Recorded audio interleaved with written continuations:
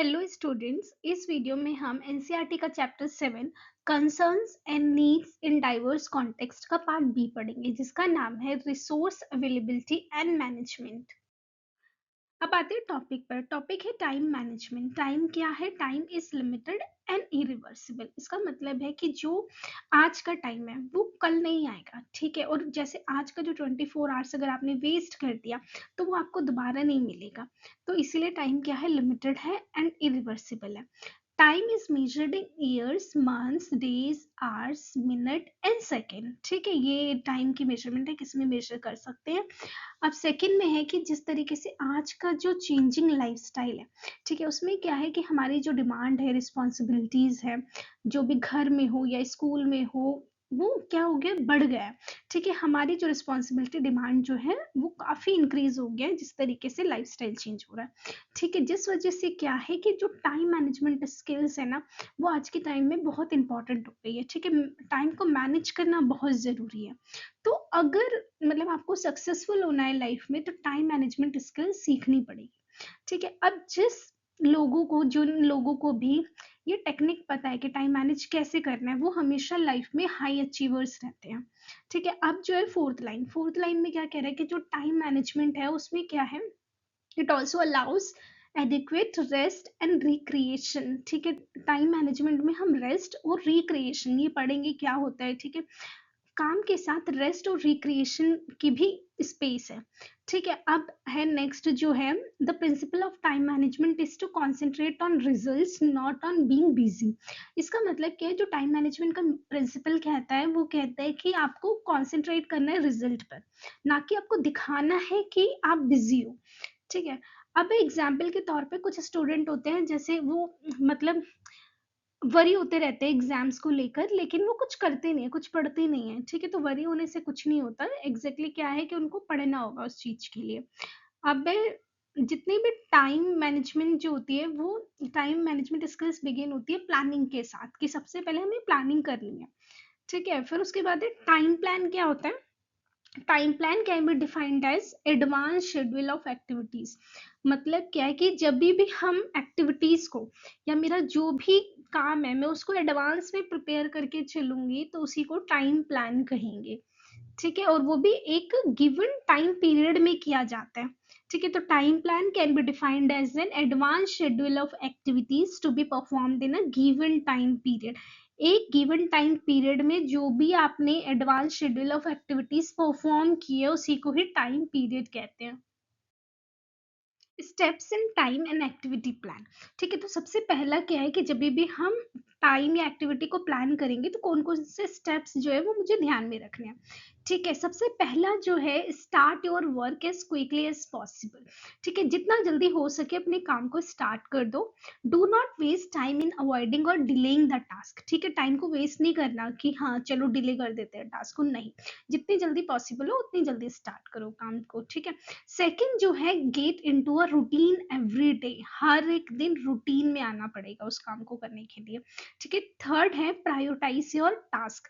जो भी टास्क आपके लिए सबसे जरूरी है उसको सबसे पहले रखो, ठीक है। फोर्थ जो है, do not commit yourself to unimportant and low priority task. जो आपके लिए जरूरत नहीं है या जो बहुत ही कम मायने रखता है उसको कमिट मत करो, ठीक है। Learn to say no.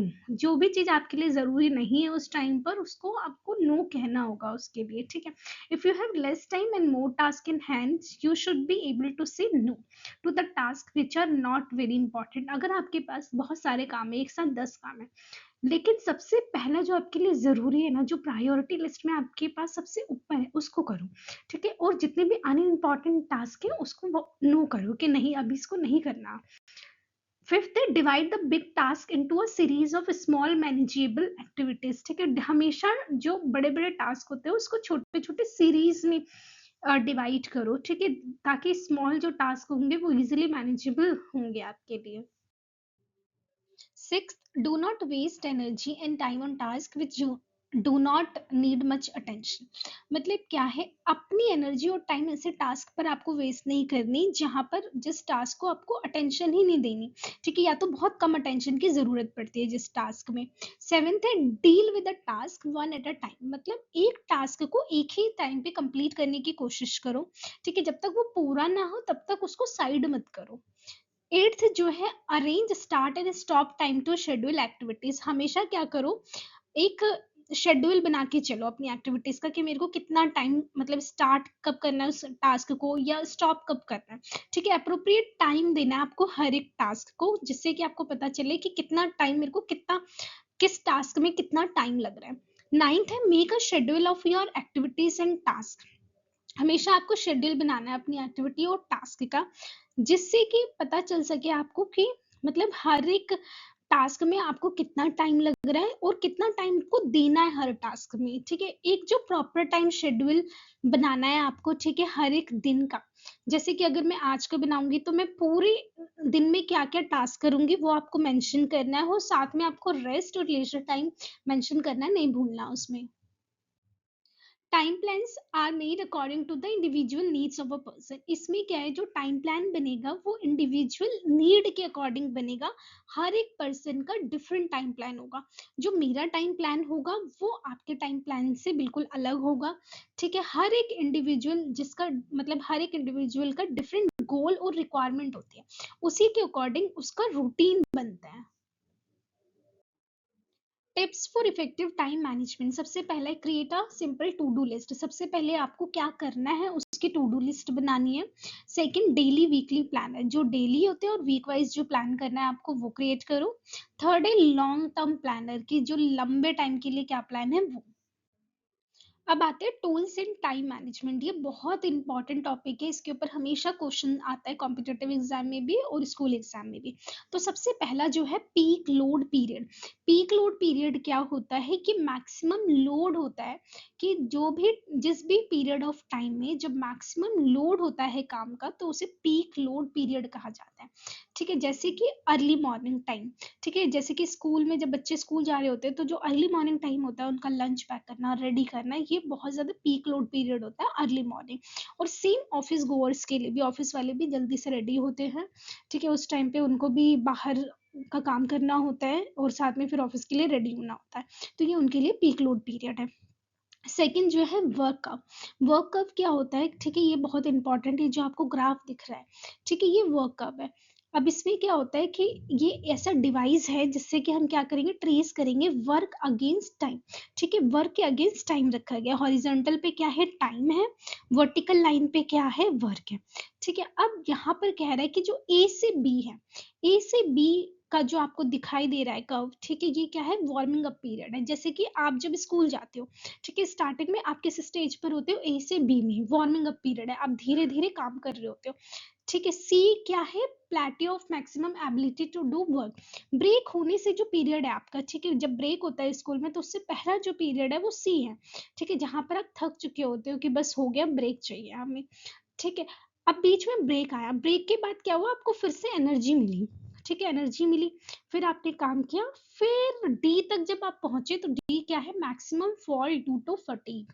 मतलब आप बहुत ज्यादा थक चुके होते हो। डी मतलब स्कूल की बेल बजने से पहले, छुट्टी होने से पहले जो टाइम होता है वो डी है, जहाँ हम बहुत ज्यादा थक चुके हैं, हाँ अब मेरे से पढ़ाई और नहीं होगी, अब मुझे घर जाना है, ये वो वाली स्टेज है।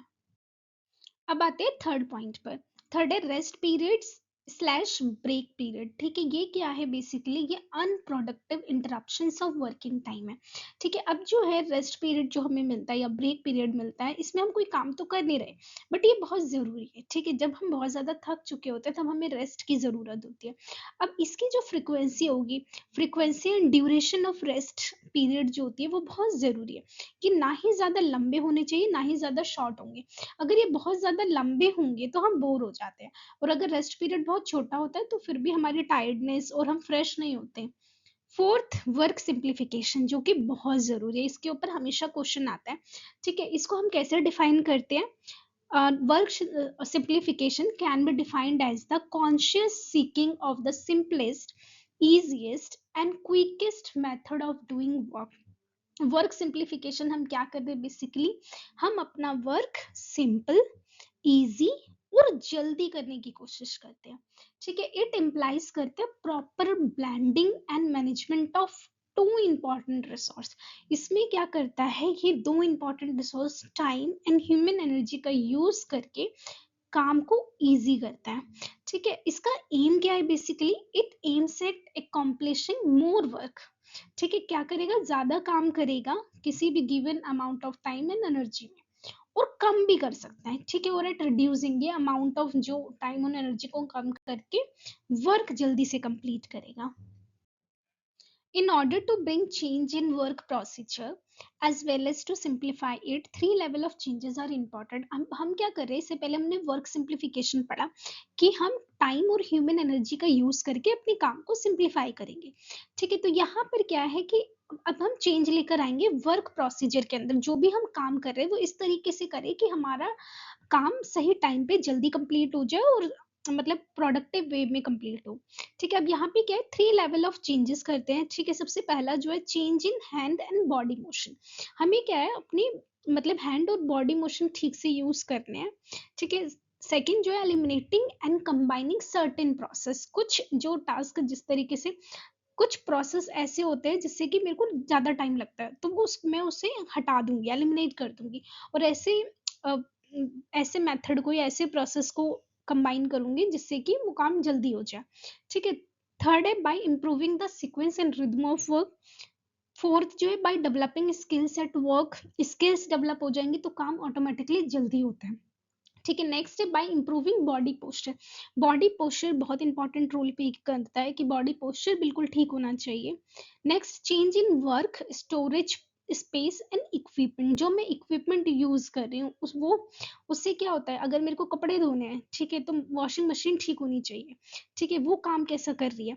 ठीक है, स्टोरेज स्पेस कोई बहुत ऊपर है तो मैं उसे नहीं उठा पाऊंगी, कि मेरे को अगर वो डेली चाहिए वो कोई भी मटेरियल, तो मुझे उसे नीचे रखना होगा। ठीक है, ये सारी चीजें ध्यान में रखते हैं। ठीक है, change in the end product. ठीक है, चेंज कर देंगे एंड प्रोडक्ट को। अब पढ़ेंगे स्पेस मैनेजमेंट के बारे में। ठीक है, स्पेस क्या है कि हर एक बंदा, ठीक है, यूटिलाइज करेगा डिफरेंट एक्टिविटीज कैरी आउट करने के लिए। ठीक है, घर पे हो सकता है, बाहर हो सकता है, घर के बाहर वर्क प्लेस हो सकता है, ऑफिस हो सकता है, ठीक है, स्कूल हो सकता है, ये सारी चीजें आएंगी। ठीक है, जहां पर भी हम कोई एक्टिविटी परफॉर्म करते हैं। ठीक है, आपका स्कूल किसी ने डिजाइन किया होगा, उसकी जगह की किस, कहाँ पे डेस्क लगेंगे, कहाँ पे डेस्क, कहाँ पे टेबल आएगी, कहाँ पे टीचर्स टेबल आएगी, कहाँ पे ब्लैक बोर्ड लगेगा। ठीक है, ये सारी चीजें क्या है, एक स्पेस यूटिलाइज करने के लिए एक मतलब स्पेस मैनेजमेंट की जरूरत होती है। ठीक है, सेकंड जो है अ वेल डिजाइन रूम। अगर एक रूम अच्छी तरीके से डिजाइन है, ठीक है, तो वो क्या देता है, एक सेंस ऑफ स्पेशियसनेस देता है, कि उसकी स्पेशियसनेस फील होती है हमें। ठीक है, while a room with a similar dimension. अगर सेम रूम है, ठीक है, दो रूम है, एक वो जहां पर हमें बहुत अच्छा सा सेंस ऑफ स्पेशियस लग रहा है वो, और एक जो कि ठीक से मैनेज नहीं किया हुआ, तो वो कैसा लगेगा, वो ठीक से क्या, इसकी स्पेस हमें ठीक नहीं लगेगी। ठीक है, उसका डिजाइन ठीक नहीं लगेगा हमें अगर वो ठीक से मैनेज नहीं है। ठीक है, थर्ड जो है space management involves planning of space. ठीक है, अब स्पेस मैनेजमेंट क्या इन्वॉल्व करते हैं कि हमें स्पेस की प्लानिंग करनी है।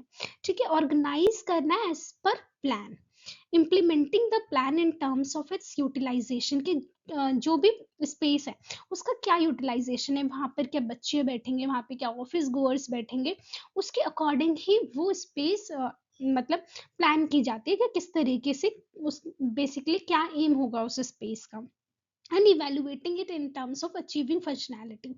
ठीक है, बच्चे बैठेंगे तो किस तरीके की टेबल होगी, किस तरीके से डेस्क होगा, ठीक है, वो ठीक से पढ़ पाए, ये माइंड में रखा जाता है। ठीक है, एंड एस्थेटिक अपील, और वो कैसे दिखना चाहिए। ठीक है, स्कूल में आपने देखा डेकोरेशंस होती है, सारे चार्ट्स होते हैं, पोस्टर्स होते हैं, ये सारी चीजें। ठीक है, अगर आप वहीं पे हॉस्पिटल चले जाओ तो वो चीजें तो नहीं होंगी ना, वहाँ पे उनका बिल्कुल अलग स्पेस मैनेजमेंट है। ठीक है, लास्ट है a well managed space not only offers comfort while working but also appears attractive. ठीक है, अगर मैं एक स्पेस को ठीक से मैनेज करती हूँ तो वो मेरे को सिर्फ कंफर्ट नहीं देता, जबकि उसकी जो अट्रैक्टिव अपीयरेंस है वो भी शो। अब आते हैं प्रिंसिपल्स ऑफ स्पेस प्लानिंग पर। ठीक है, तो ऐसे प्रिंसिपल्स है जो कि हमें याद रखना है जब भी हम डिजाइन करेंगे वर्क एरिया को। ठीक है, बेसिकली क्या है, यहाँ पे जो हम वर्क एरियाज बात करेंगे वो हाउस की लोकेशन को लेकर करेंगे। ठीक है, कि हाउस में जब हमें वर्क एरिया को डिजाइन करना है तो कौन कौन से प्रिंसिपल्स याद रखने हैं। तो सबसे पहला है आस्पेक्ट। आस्पेक्ट इंडिकेट करता है arrangement of doors and Windows. ठीक है, किस तरीके से कहाँ पर डोर्स और विंडोज लगेंगे। ठीक है, बेसिकली कहाँ पर लगेंगे, external wall of a building. हमेशा बिल्डिंग की एक्सटर्नल वॉल पे लगती है, क्योंकि ये अलाउ करती है occupant to enjoy the nature in the form of sunshine, breeze, scenery etcetera. ठीक है, सेकंड जो है प्रोस्पेक्ट। प्रोस्पेक्ट का मतलब क्या है प्रॉपर सेंस में, इज द इम्प्रेशन और इम्पैक्ट। ठीक है, ये हाउस जो है बाहर से दिखने में कैसा है। ठीक है, क्या इम्प्रेशन क्रिएट कर रहा है आउटसाइडर्स के, मतलब जैसे बाहर से कोई देख रहा है मेरे घर को तो मेरा घर कैसा दिख रहा है। ठीक है, that house is likely to make on a person who looks it from outside। इसलिए क्या करता है, it includes the attainment of pleasing appearance using natural beauty, positioning of door and windows, covering up of desirable views। अब आते हैं third principal पे। Third principal है privacy. Privacy is one of the most important principle in space planning. ठीक है, space planning में privacy बहुत important principle है। ठीक है, अब इसमें टू कंसिडरेशन है। सबसे पहले क्या है, इंटरनल प्राइवेसी होनी चाहिए और सेकेंड एक्सटर्नल प्राइवेसी। इंटरनल का मतलब है रूम के, हमारी जो घर में डिफरेंट रूम्स है उनके अंदर इंटरनल प्राइवेसी होनी चाहिए। एक रूम के बाद दूसरे रूम में नहीं जानी चाहिए। ठीक है, ये क्या है, इंटरनल प्राइवेसी। एक्सटर्नल प्राइवेसी होता है हमारे पूरा घर का। ठीक है, जो भी घर में चल रहा है वो दूसरे घर में, उसी सेम बिल्डिंग में दूसरे घर को ना पता चले। ठीक है, पब्लिक स्ट्रीट की आवाज या घर तक ना आए, ये सारी चीजें क्या है, एक्सटर्नल प्राइवेसी है। फोर्थ है ग्रुपिंग। ग्रुपिंग क्या होती है, it implies the outlook of a room with respect to their relative position with each other. इसमें जो एग्जाम्पल है, जैसे कि हर एक घर का एक, मतलब जो भी प्लानिंग कर रहे हैं वो ग्रुपिंग में होनी चाहिए। जैसे कि डाइनिंग एरिया जो है वो किचन के पास होना चाहिए, कि किचन से खाना उठाया डायरेक्ट डाइनिंग एरिया में सर्व कर दिया। ठीक है, ज्यादा डिस्टेंस कवर नहीं करना पड़ा। और हमेशा वॉशरूम या टॉयलेट से दूर होना चाहिए किचन। तो ये क्या है, ग्रुपिंग। फिफ्थ, रूमिनेस। रूमिनेस क्या है, it is the spacious effect our room gives to those who live in it. जो भी उसमें रह रहा है उसमें क्या, उनको क्या फील होना चाहिए, स्पेशियस फील होना चाहिए। ठीक है, स्पेस का प्रॉपर यूटिलाइजेशन होना चाहिए। जैसे कि कबर्ड्स जो हो गए, शेल्फ हो गए, स्टोरेज एरियाज जो हो गए, वो वॉल के अंदर ही बिल्ड इन होना चाहिए। ठीक है, अदरवाइज सामान इधर उधर रखा रहेगा तो क्या होता है, वो पूरा ऑक्यूपाई हो जाता है और रूम हमें स्पेशियस नहीं लगता। ठीक है, अब मैं वेल प्रोपोर्शनेट रेक्टेंगुलर जो रूम होता है वो ज्यादा स्पेशियस दिखता है as compare to square room. ठीक है, वही सेम डायमेंशन है लेकिन एक रेक्टेंगल है एक स्क्वायर है, तो रेक्टेंगुलर जो रूम है वो ज्यादा स्पेशियस होगा एज कम्पेयर टू स्क्वायर वाले रूम के। ठीक है, जिस तरीके से अगर बात करें, जो लाइट कलर्स अगर हम करवाते हैं ठीक है रूम में, तो वो क्या होता है, स्पेशियस इफेक्ट देता है, और जो डार्क जो होता है वो मतलब घर को और छोटा दिखाता है। सिक्स्थ प्रिंसिपल है फर्नीचर रिक्वायरमेंट। ठीक है, जब रूम को हम प्लान कर रहे होते हैं तभी हमें फर्नीचर कहाँ पर प्लेस होगा ये भी डिसाइड करके रखना चाहिए। ठीक है, हर एक रूम में क्या होता है, हर एक रूम का पर्पस अलग होता है, तो उसी अकॉर्डिंग उसका फर्नीचर भी डिजाइन होना चाहिए। Care must be taken to place only required pieces of furniture. Furniture must be arranged in such a way so that one gets free circulation spaces। Furniture को इस तरीके से रूम में arrange करना चाहिए या घर में अरेंज करना चाहिए जिससे उनका एक स्पेसिफिक पर्पस के अकॉर्डिंग और फ्री सर्कुलेशन जो है स्पेस की वो भी मेंटेन रहे। अब आते हैं सेवेंथ प्रिंसिपल पे, sanitation. Sanitation consist of providing ample light, ventilation facilities for cleaning and sanitary convenience. इसमें हम 3 पॉइंट्स पढ़ेंगे। फर्स्ट जो है लाइट, सेकेंड वेंटिलेशन, थर्ड जो है क्लीनिनेस एंड सैनिटरी कन्वीनियंस। ठीक है, तो लाइट क्या है, टू फोल्ड सिग्निफिकेंस है। जैसे कि फर्स्ट यूज क्या होता है लाइट का, इल्यूमिनेशन, मतलब क्या है, लाइटनिंग, घर में लाइट आए। सेकंड जो है ये क्या करता है, हाइजीन को मेंटेन करता है। ठीक है, अब जो लाइट है वो कैसे प्रोवाइड हो सकती है, बाय नेचुरल सोर्स से भी और आर्टिफिशियल सोर्स से। नेचुरल सोर्स से क्या है, जैसे कि सनलाइट आ रही है घर में। आर्टिफिशियल हमने खुद जो ट्यूबलाइट, बल्ब, ये सारी चीजें लगा रखी है।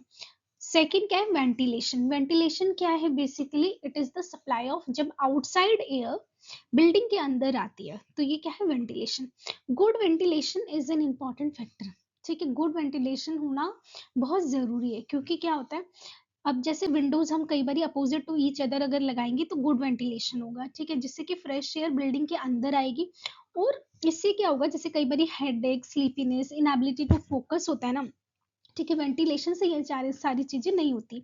वेंटिलेशन नेचुरल भी हो सकता है, मैकेनिकल भी हो सकता है। जैसे कि मैं क्या, नेचुरल हवा जो आ रही है वो तो है ही, ठीक है। मैकेनिकल में क्या है, एग्जॉस्ट फैन लगाते हैं लोग, तो ये मैकेनिकल हो गया।